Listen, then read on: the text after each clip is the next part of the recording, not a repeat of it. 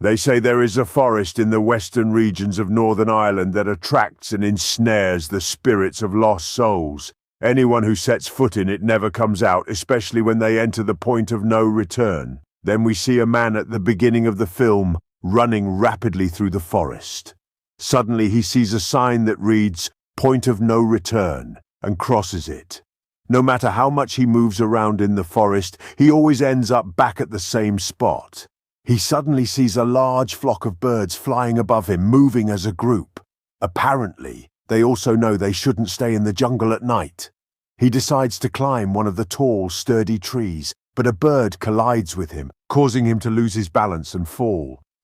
When he gets up, the sky is growing dark as evening approaches. Suddenly, he hears strange and terrifying sounds, and a dreadful creature grabs him and takes him away. The story revolves around the main character, Mina, who works in a pet shop that sells everything from birds to snakes, lizards, and chameleons. Mina's boss shows her a golden parrot and tells her that a customer needs it delivered to Belfast. He says it's just a one-day trip by car. Mina agrees and takes the parrot to her apartment. She talks to the parrot, saying, "I have to get you there safely, so try not to die," and then repeats a word. To her surprise, the parrot mimics her, revealing itself to be a talkative and talented creature. That night, she gets ready, putting on a black wig. It turns out that besides her job at the pet shop, Mina has another occupation. She is a ballet dancer. The next day, Mina decides to set off in her own car to ensure the parrot reaches its owner on time. She hits the road, and after filling up her car's gas tank at a petrol station, she stops somewhere to listen to voice messages from her twin sister. Her sister tells her, "You didn't come to our mother's death anniversary ceremony, and we tried to hold a grand event for her like we do every year." As Mina resumes her journey, then we see a signboard covered with missing persons notices. It seems that anyone who has come this way has never returned. When Mina enters the main road of the jungle, just before she reaches the village in Belfast, suddenly her electronic devices, like her phone, turn off, and a few meters ahead, the car also stops and won't start again. Mina is forced to get out of the car, and as she looks around, her eyes catch a glimpse of a sign that says "Point of no return." She returns to the car and notices that it is overheating. Then she takes a birdcage from the car and starts walking into the jungle, hoping to find someone who can help her. As she looks up at the sky, she notices that it is getting close to sunset. Suddenly, a flock of birds swiftly flies overhead, creating a terrifying sight. Mina keeps moving forward, determined to continue her journey. But then she suddenly sees a strange old woman in the jungle. Before Mina can react and call out to her, the old woman moves quickly. Mina follows her, and eventually she realizes that the old woman is standing next to a door that is actually a shelter. She calls out to Mina and tells her to move quickly and come inside. Mina quickly reaches the shelter, and when she arrives, she sees that besides the old woman, there is also a man and another woman present. They introduce themselves afterwards. The old woman says, "I am Madeline, and these are my friends, Daniel and Kiara. We are just like you, seeking refuge here. This place is called The Cage, and we can only be outside in the morning until sunset. During the night, we all stand in line in front of the glass wall, exposing ourselves to the sight of the creatures outside the jungle that we refer to as the Watchers." Madeline tells Mina that tonight it is her turn to step a bit forward and introduce herself because she is new here. A strange sound is heard, and Madeline tells Mina that it's their way of encouragement. The next day, Mina decides on her own to return. She says she will find her car and fix it herself before leaving. However, not only is there no sign of her car, but in the middle of the jungle, she sees the illusion of a woman who looks just like her. Mina runs away and moves towards the sunlight and observes the surroundings from the heights of hills and mountains. Suddenly, Madeline grabs her from behind and tells her that when they all came here, they tried to find a way to escape but couldn't. She warns Mina to be careful because this jungle and its creatures, the Watchers, who are made of spirits and fairies, create illusions and deceive us. They intend to trick us, and they really like to be like us and can be like a shapeshifter and deceive us. Madeline leads Mina to one of the signs with the mark of the point of no return and tells her that if she ever sees it, She should stay away from it because there will be no chance to return and she won't be able to go back to the cage until sunset. She might even be eliminated by the Watchers. Then, each of them practices a role they will perform in front of these creatures at night to entertain them. Mina asks Madeline about her role and she says, "Just be yourself." Then Kiara practices some dancing. After that, she watches a DVD of a television show. The next day, they all walk in the forest again, and Mina walks with Kiara. Kiara talks to Mina about her husband John, who decided to leave 6 days ago and hasn't returned yet. Then they see some woodland sage, and Kiara says it is good for treating inflammation and bleeding. She adds, "Keep it between us because it's forbidden," and shows Mina a big pit, explaining that these creatures live in these pits during the day when there is sunlight and come out at night. She also mentions that these pits are all over the forest and are interconnected like a tunnel system. Later, when Mina was drawing, Madeline recited the rules for her, and the others repeated them. The rules were as follows. Never turn your back to the mirror, never open the cage in the dark of the night, never get close to the pits, and always stay in the sunlight.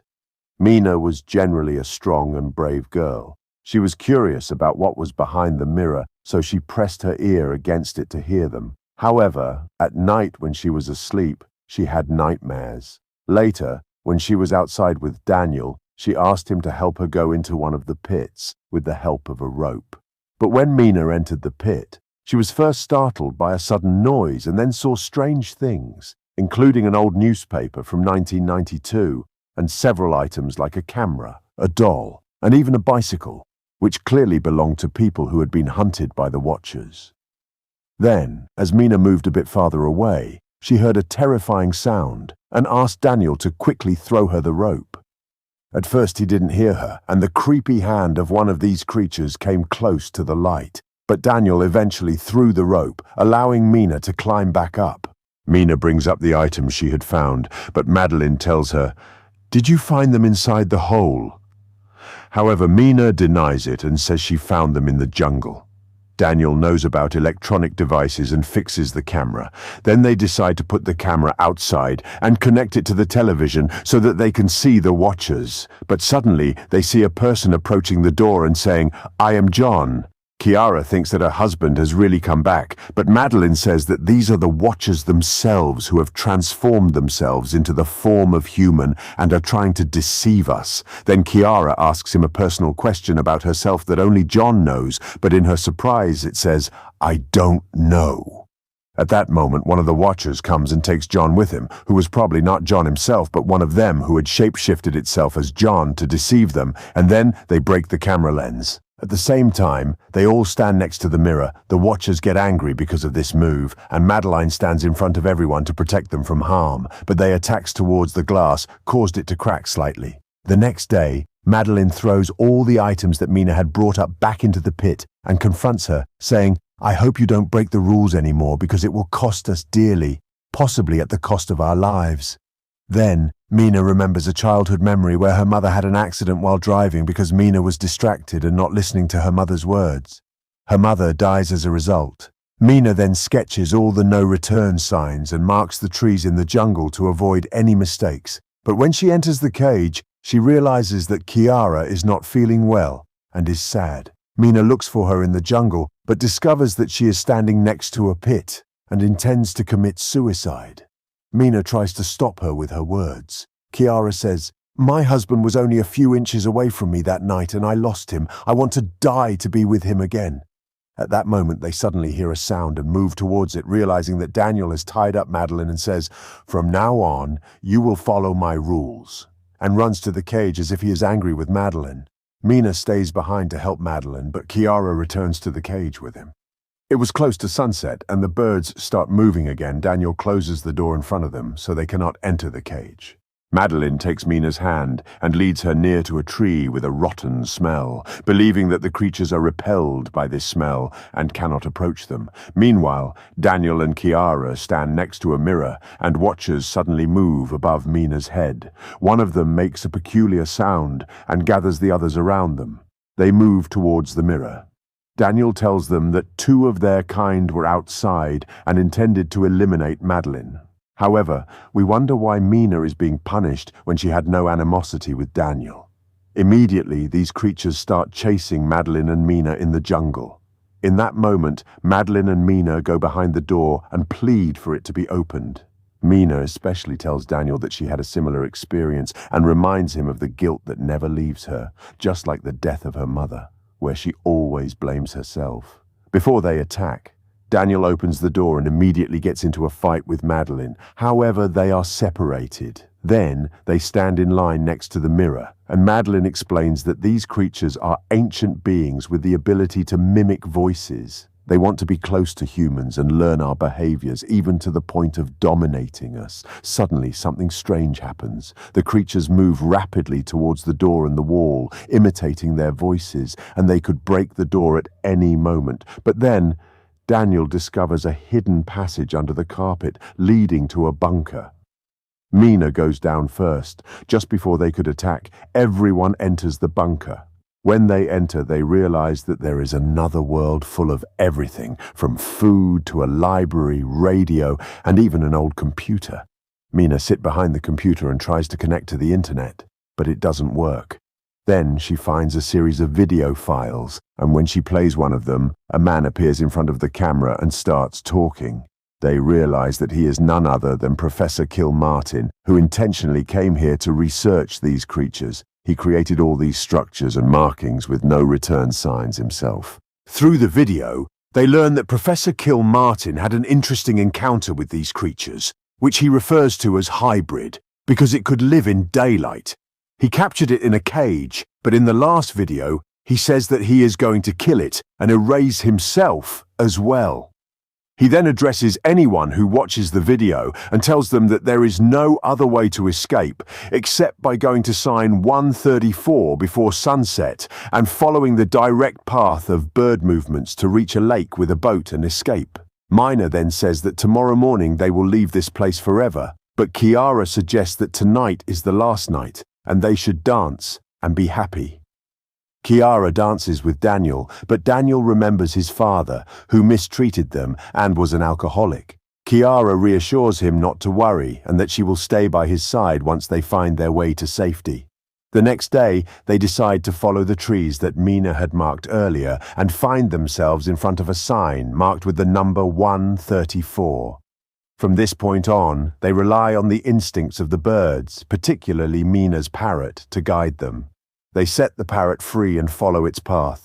They eventually reach a mausoleum adorned with symbols and depictions of fairies. Madeline explains that the fairies once lived among us as gods. However, they later engage in a war with humans, as they desired to control them. Ultimately, they are trapped in this tomb, which is deep underground, sealed with wax, preventing them from escaping. But when they attempt to break free, they realize that as fairies they no longer possess wings and are forever imprisoned in this jungle. Undeterred, they continue on their journey, following the path shown by the parrot and other birds. As they progress, it starts to rain, but they notice watchers following them angrily. In that moment, they see a lake and finally find salvation. Daniel and Kiara are overjoyed and they all move towards a boat to escape. However, Daniel hears someone calling his name, claiming to be John. He goes towards it while Mina and Kiara try to unlock the boat's chains. But to their horror, they realize that Daniel has been deceived, and it is the fairies who have taken on his form. They can no longer save Daniel, and he becomes the innocent and lonely victim of these creatures.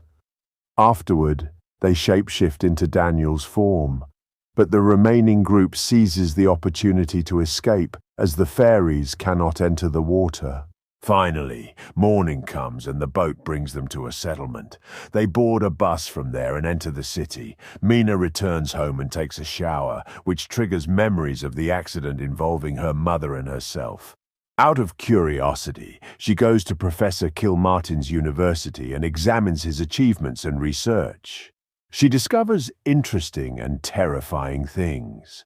Immediately, she goes to Kiara's house, and when she opens the door, Mina reveals that Madeline was actually Professor Kilmartin's deceased wife, and the woman who was with them was one of those fairies.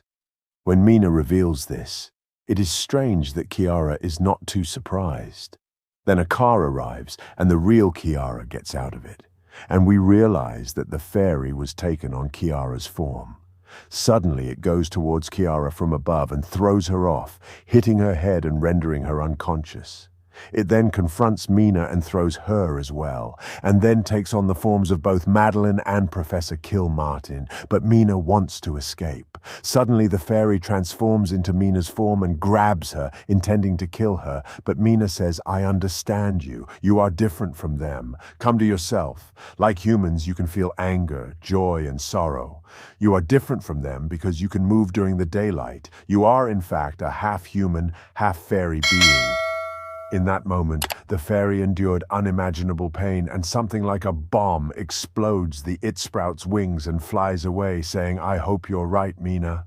In the final scene, Mina narrates these events to her twin sister and tells her that from now on, the fairy will live among them, constantly changing forms and communicating with her, sometimes as a woman, sometimes as a man, and sometimes as a little girl. She is now free and living a normal life among humans, free from anger and hatred. Then the film shows the fairy, in the form of a little girl, looking at them from outside the window, and the film ends.